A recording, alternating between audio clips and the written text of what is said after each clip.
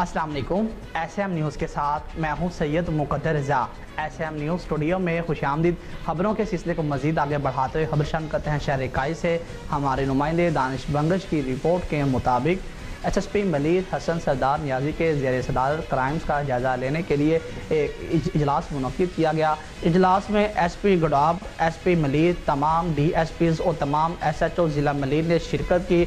SSP मलीद ने 1 जून से लेकर 15 अगस्त तक ज़िला मलीद के थाना जात के क्राइम्स का अलग अलग से जायज़ा लिया और SSP मलीद ने कत्ल, इक़दाम कत्ल, डकैती और डकैती के दौरान कत्ल, डकैती के दौरान ज़ख्मी होने के केसों का जायज़ा लिया और SSP मलीद ने स्ट्रीट क्राइम के केसों का जायज़ा लिया और इनके सद्देबाब करने के लिए इक़दाम करने की हदायत की।